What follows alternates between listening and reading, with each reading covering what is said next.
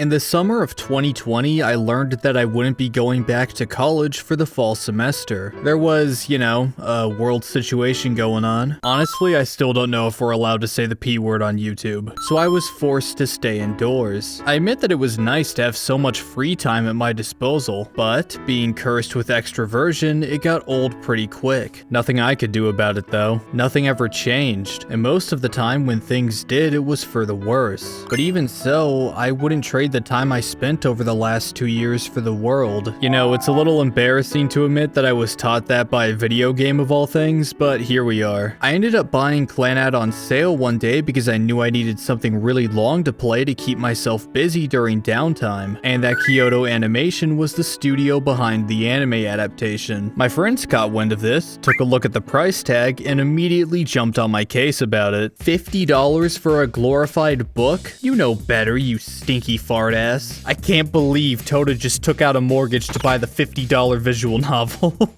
Hate to break it to you guys, but nowadays, yeah, I think we're a little past 50 bucks. Obviously, I loved it. I loved it so much that even after 4 videos going in depth with the franchise, I still feel like I could talk about it for hours. So why don't I? This video series will cover the entirety of the Clannad visual novel from my own weird personal perspective. If you're down to indulge me in this, thank you, genuinely. Now, let's start this uphill climb, shall we? My name is Tota, and I've got about half a terabyte of footage to burn through.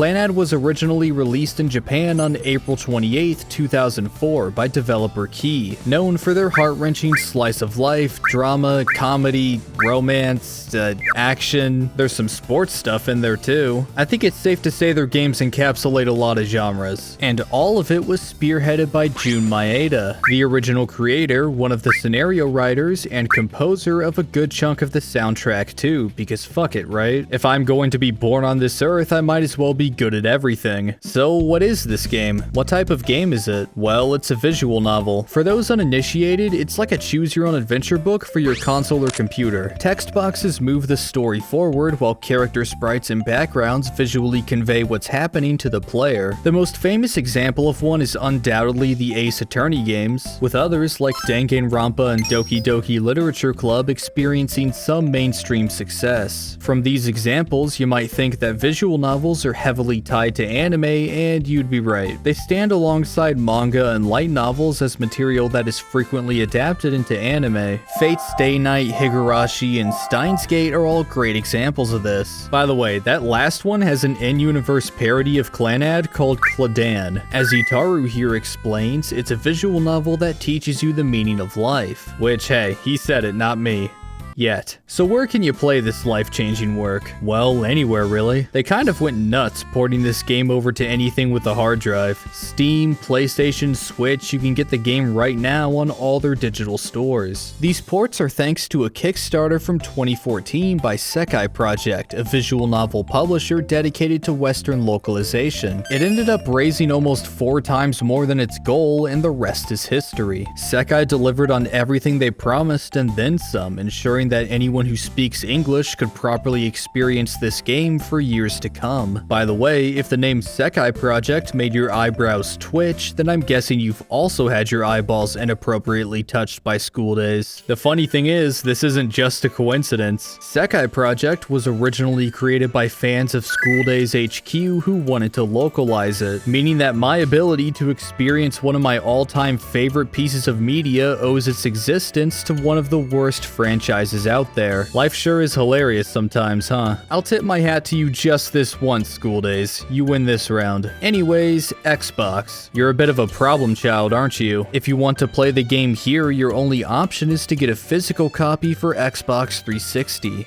While searching to see if the game was on the Microsoft Store, I found a tweet from the official Xbox Twitter recommending the Clannad anime to people. Kind of ironic that the only company out here actively praising Clannad's adaptation doesn't have the original game available for purchase. But hey, Xbox was never that big in Japan. By the way, Microsoft, here's my recommendation for you. There's a Patreon link in the description of this video. You should check it out because, I heard it's pretty cool. Like, we're both Clannad fans, right? Yeah, you get it. I'm proud of you. Something worth noting is there are some pretty hefty differences between the PC and console versions of this game. The Steam version uses the older Real Live engine, while the Switch and PS4 versions use the more modern Luca engine, which was used for games like Little Busters. I'll be going over the differences between these two versions as they come, but for now, just know that Real Life has more options, like being able to name save files and skip through lines you've already read, while Luca has a proper widescreen display and a sleeker UI. For the purposes of this series, I'm playing the PS4 version so you don't have to look at stretched footage for 5 hours. Speaking of playing, that's kind of what you do with video games, right? I think that's about all the history lessons I can take for one lifetime, so we're gonna jump right into the first route in the game. It's one of 13 in Clannad's first half, and once you complete a route, you go back to the beginning and make different choices to do a new one. Pretty simple, but where to start? Well, luckily for us, Clannad has a route that's tailor-made for introducing us to all of its wonderful characters. So how about it? Are you guys down to play some baseball? Well, we'll get there. But first, we've got a ridiculous amount of prep work to do and a lot of new faces to meet. Upon starting up the game, we're greeted by a simplistic menu and a lone tree in a secluded area. Gameplay recording paused because you entered a blocked scene.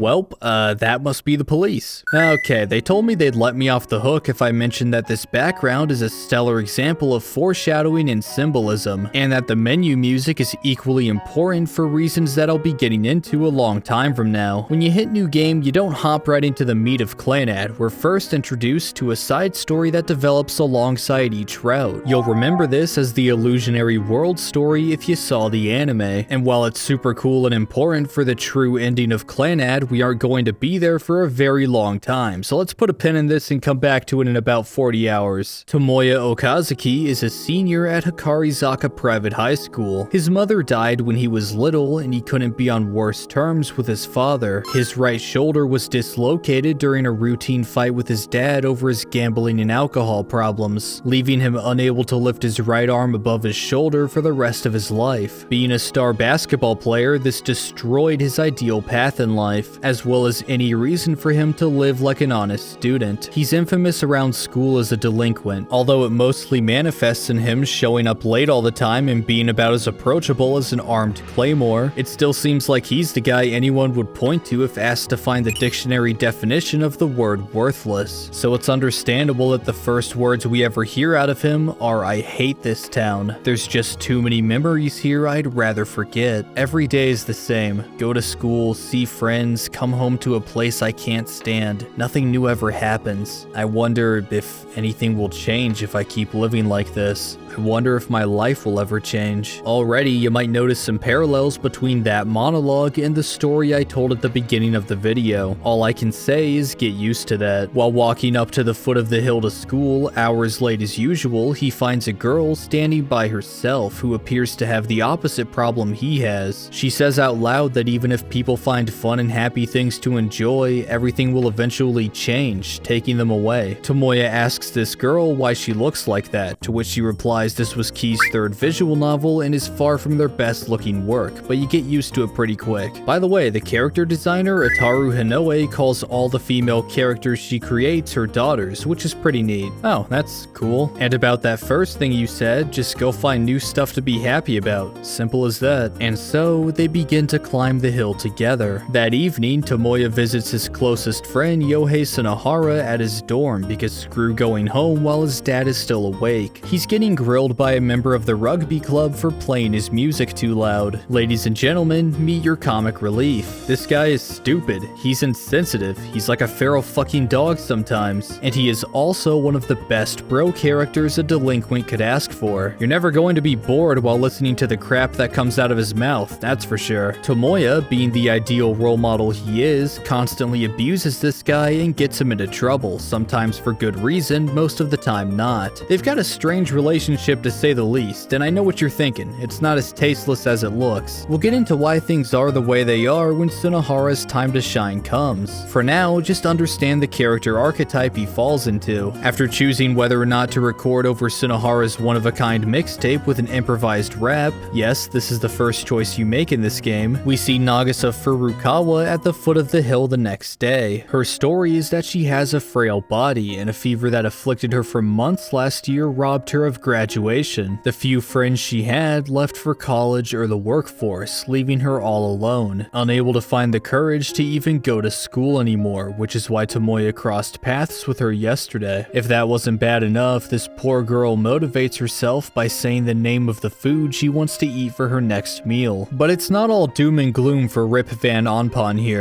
She's got the two best parents in the world who will be meeting soon, and yesterday, out of nowhere, some guy in the same grade as her took it upon himself to give her the push she needed to take a step forward, even if he doesn't realize it himself. In between classes, the class president, Ryo Fujibayashi, comes to talk to Tomoya. While appearing similar to Nagisa, she distinguishes herself with this layer of boldness and craftiness hidden underneath her timid exterior. It's a somewhat difficult trait to notice without going down her route, but Kaginado, a crossover show for several key franchises and the best thing ever made, amends this by dialing that shit up to 11. I highly recommend it, and I'll hopefully be referencing it several more times in the future, but for now, back to Little Miss Faint-Hearted. And faint-hearted indeed. Tomoya lightly picks on her when she tries to hand him papers, and she starts to cry. Now, I know this looks bad, but for the sake of doing this route correctly, we're going to have to pretend we didn't notice. Fourth period is about to start, but this class sucks, so let's just walk out and head to the library to kill some time. You know, it just hit me that nothing says freedom in gameplay quite like social deviance. Swinging open the door, we find Kotomi Ichinose, a genius girl who's exempt from going to classes because she's just that smart. You wouldn't think that after meeting her though, because not only is she a total airhead, she's currently using a pair of scissors to show a page from a library book what for. Tomoya obviously stops her, and after talking to her for a bit, she seems weirdly friendly towards him, almost as if they've met each other before. I'm sure it's nothing. If anything, thinking about it will only distract us from the biker gang that just pulled up to the school. As Tomoya and Sunohara watch from a window along with the rest of the class, a lone girl steps forward and confronts them. She beats them all up in like 4 seconds, causing Sunohara to cry BS. Little does he know, Tomoyo Sakagami is the real deal. A proud honor student that appears so respectable, it'd be hard to believe that she used to be one of the wildest delinquents this town has ever known. We meet Masai Sagara back at Sunohara's dorm, the dorm mother who basically runs the place. She's kinda similar to Tomoyo in the sense that she seems pretty responsible and often finds herself reprimanding others for being dickheads. I wonder if those two would end up getting along if they met each other. Also, I want to pause the introductions for a bit because I have to talk about this game's sense of humor. I understand that it isn't the type to tickle everybody's funny bone, but it matches mine perfectly. If you couldn't already tell from the way I write my videos, saying or doing something stupid with a straight face is peak comedy to me, and Tomoya here understands this all too well. While advising Sunohara on what to say to Tomoyo in order to seduce her for this stupid plan he has, he tells him to rapidly do Hindu squats while saying he's seriously looking for a girlfriend, strike a perfect bowling pose while asking her to make him breakfast every morning, and when Tomoyo gets weirded out and tries to leave, he says this is the critical moment, take off your pants in order to lure her back. Tomoya's narration is overflowing with personality and charm, effortlessly creating funny moments from little more than his inner thoughts. Take this scene where his teacher calls on him. Instead of statically describing what happens, he chooses to narrate like this. A voice calls out to me right as the period ends, but I quickly realize it's just my teacher's. Like a good student, I decide to ignore it. This isn't limited to just him either. Believe it or not, every character we've met so far has a metric ton of funny lines to throw our way. For example, when Sunohara gets shoved to the side by Tomoyo out of nowhere for blocking the doorway to her class, he gets called weak by Tomoya. This prompts him to respond with, even a Buddhist master can't win against a surprise attack. Anyways, while looking for somewhere to kill time, Tomoyo finds Fuko Ibuki sculpting a block of wood in an empty classroom. She runs away and tries to hide from him the second he sees her, plus she exclusively refers to herself in the third person. Well, this is already promising. One thing I'd like to mention is that by now, you might notice that Tomoya has incredible chemistry with every character he's interacted with so far. You know the feeling. Their conversations flow effortlessly and every new idea they bring to the table is bounced off of perfectly. And there isn't a single character in this game who does this better than Kyo Fujibayashi. She's Ryo's twin sister and her polar opposite. A violent, sharp-tongued, yet excessively charming girl, and for my money, the best female lead a visual novel route could ask for. As you might have guessed, she and Tomoya are two peas in a pod, always riding on the same wavelength, especially when they're bullying Shinohara.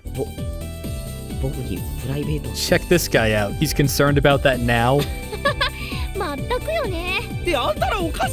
By the way, Kyo has a pet boar named Botan. You might recognize him as that little pig you see to the left of the subscribe button you just pressed. Thank you, by the way. While looking for a good spot to sleep during class, Tomoya remembers the reference room exists, and it's there where he meets Yukine Miyazawa. She's an incredibly kind and attentive girl who makes Tomoya coffee right after meeting him. Seeing how far he can go with this, Tomoya jokingly asks her to dance with him, and she happily says yes. Wait, what? Okay, you're weird. See you again in some other route. The next day, Tomoya gets roped into a dispute between an electrician working on a lamppost and a disgruntled passerby whose car was dented right under the streetlight. He accuses Yusuke Yoshino here of dropping one of his tools, which he denies. He also drops some lines out of nowhere that are so embarrassing I can't help but find them hilarious. After the incident clears up, Tomoya helps Yusuke finish his jobs, and it's absolute murder on his body. Yeah, that's a one and done for sure. I doubt he'll ever choose to have a job like that in the future. That evening, he learns from Shinohara that this man used to be a famous singer, and that his sister is a massive fan of his. The next day, Kyo tries to ram Tomoya with her bike at 40 miles per hour like the merry prankster she is. But should we choose to jump right after sensing the danger, she crashes into somebody else. Meet Kappei Haragi. Who the fuck? Okay, so this is the only prominent Clannad character who didn't make his way into the anime in some form, so I doubt that most of you recognize him. Sorry, you're not terribly important to me.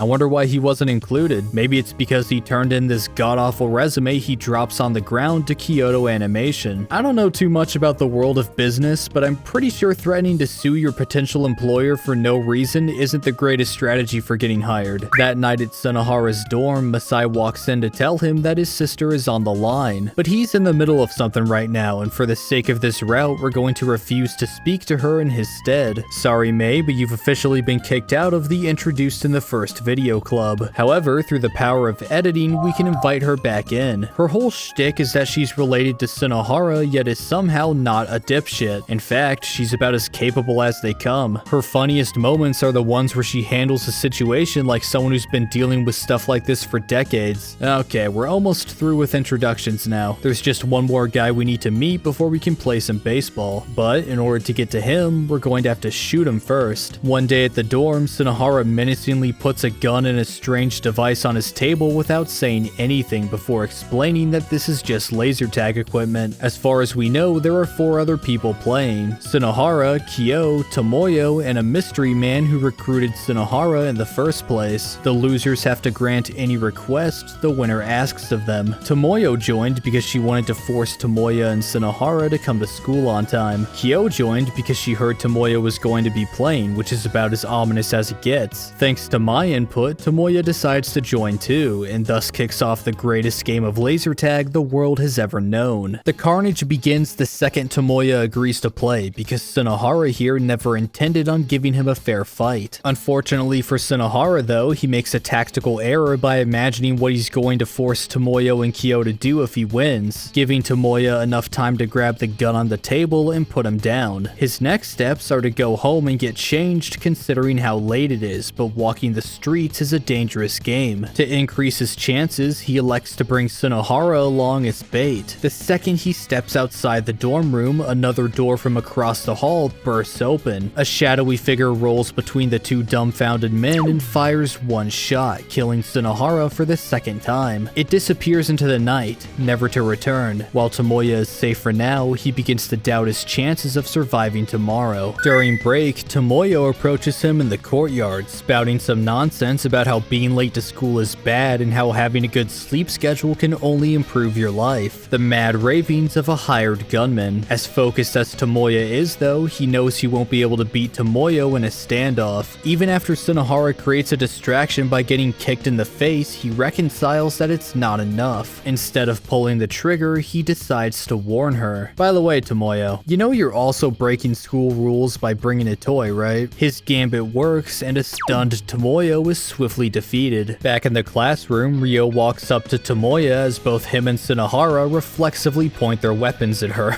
She hands him a Joker card and says if he goes to the bathroom right now, something good is waiting for him. Noticing the obvious trap, Sunohara takes initiative by holding Ryo hostage. They slowly make their way towards the men's room as he makes his demands for Kyo. Either come out with your hands up or we're tossing your sister into one of the bathroom stalls. Not much of a threat, but hey, what can you do? Even so, Tomoya decides to stop him because he feels bad for dragging her into this, but as he goes to do so, he sees the barrel of a gun reflected on the bathroom mirror. He twists his body as he readies his weapon, opening fire on the mirror. One of the shots bounces off and claims a confirmed hit on Kyo. That's 2 out of 3 down, however the greatest threat of all still looms. Assuming they're safe since only students can enter the school, Tomoya and Sunohara return to their classroom. The second school lets out though, a man leaps through the classroom window even though it's on the 3rd fucking floor and fires several shots off while snaking his way through the desks. Tomoya decides to make his way to the athletic grounds, removing his opponent's ability to take cover. Just as they get there though, they notice the baseball team sprinting towards them. Looking behind him, Tomoya notices a mountain of dirty magazines. They've fallen for his trap, and the barrel of a gun swiftly appears behind Sunohara's shoulder. He dodges, and the perpetrator reveals himself to us. He mocks Tomoya for being cocky after only defeating 3 opponents, saying that he took out 20 other people already, giving way to this legendary line. However, respecting his grit, he offers him a fair fight. The wind kicks up dust from the ground as the 2 men stare each other down. Tomoya makes the first move by grabbing his bag and throwing it towards the man. He takes off after it, and in a split second, it's over. Tomoya's gun is placed firmly against the man's chest and vice versa. The triggers are pulled at the same time, and both alarms go off. Turns out though, the man only tied because he stops to pick up some bread that fell out of Tomoya's bag when he threw it, saying it's an old habit of his. This is a Kyo Furukawa, the best thing about Clannad, no question. If somebody tells you otherwise, they haven't played the game, and they're lying if they claim they did. He's Nagasa's father who lives in a bakery that's run by the family. This includes his wife Sanai, who's been the title holder for the Sweetest Woman Alive competition for 18 years and counting. Anyways, the next day Tomoya bumps into him and he demands that he assemble a baseball team to play with him, citing the game from yesterday as grounds to force him to do so. Tomoya is hesitant, but Akio is a benevolent man, so he offers him a choice. Either play baseball or I'm pouring barbecue sauce in your eyes. Well, look on the bright side. After meeting so many people over the last few days, I'm sure we'll be able to assemble a team no problem. Sunohara joins because Tomoya strokes his ego. Kyo and Tomoyo join because they lost the laser tag game. Masai joins thanks to Tomoyo's desire to play with her. They bring Fuko on board because she's a slippery little bastard. Yusuke joins the team after Tomoya tells a romanticized lie about the essence of youth or some shit. Mei gets called over by Sunohara because, as I said, she's a big fan of Yusuke's, and that makes 9 players. Thankfully, everybody shows up, including Fuko, who drops the best line in the visual novel upon arriving. The ensuing baseball game is genuinely fantastic. I won't narrate it like I did with the laser tag game because time is precious and it took me 40 minutes to read through the entire thing, but I'll at least give my 2 cents on it. This game's primary goal is to reward the player for investing the time to meet with as many characters as possible in one run. It shows off several dynamics that we see very little of in other routes. For example, we learn Masai and Yusuke knew each other from high school, and they have this weird dynamic where they appear hostile towards each other despite it feeling like there's no bad blood between them. Also, I believe this is the the only time in the game where Kyo and Ryo meet a Kyo, which is super cool. When you love every character in this game, seeing them interact in different combinations of each other is one of the most exciting things that can happen in this story, even though it's pretty trivial plot-wise. Regarding the actual game, it's pretty engaging if you're into baseball. Tomoya narrates the whole thing from start to finish like a play-by-play commentator. The action is fast, and Tomoya's words are precise and to the point, giving you a clear picture of what's taking place without an ounce of padding to get distracted by. It's also worth mentioning that everybody's personalities really shine in the way they play. Sunohara is ridiculously cocky and pays for it by ruining every play he's a part of. Tomoyo hits a grand slam at her first at-bat, gets self-conscious about her overwhelming strength, and spends the rest of the game trying to hit the ball like a normal person. Fuko exclusively hits Texas leaguers for easy singles. When Nagisa has to replace Akio as the pitcher after he gets injured, she's awful at everything, but good luck staying mad at someone as sweet as she is. Mei is far more capable than she has any right to be, and whenever Yusuke gets on base, he gives this grand monologue about how he's providing these kids with a formless gift known as a memory. And you know, for once, he isn't completely delusional. See, one thing you need to know about Clannad is it places a heavy emphasis on the importance of relationships, especially those between people who consider themselves family. There's only so much you can accomplish without other people by your side. There's only so much you can tolerate. There's only so much you can grow. The first of many points Clannad is going to convey to us is just how much we need each other, baseball being the perfect metaphor for this theme's introduction. Akio says it himself, you can't win at baseball on your own. And while this ragtag group may have no business going up against some of the best this region has to offer, they'll be damned if they go down without putting up a fight. Tomoya must have thought the same thing as he stepped into the batter's box during extra innings, Akio's words of encouragement propelling him forward. Words so meaningful that Tomoya must have missed a part where he told him to bring victory to a town that he hates. But who knows? Maybe he's starting to change a little. Either way, as the pitch is thrown, we catch a glimpse into the future. The high schoolers on the team all graduated. Most of them are in college now. Masai is still a dorm mother, and the Furukawas still work at the bakery. But Tomoya has no reason to visit either of them anymore, so he stays away. Yusuke is still doing electrical work. However, after a while, Tomoya stopped seeing him around town. Sunohara went back home to the country after graduating to find himself a job. It seems like everybody grew apart after that day, and honestly, who could blame them? It was a miracle that they all came together in the first place. Every now and again, Tomoya thinks back to that one game of grass lot baseball, and it never fails to bring a smile to his face. This beautiful snapshot moment where several people from all walks of life came together to make something great happen. Just remembering it is enough to restore his spirits and propel him to take on each new day. It was never about winning or losing. It's the camaraderie that counted.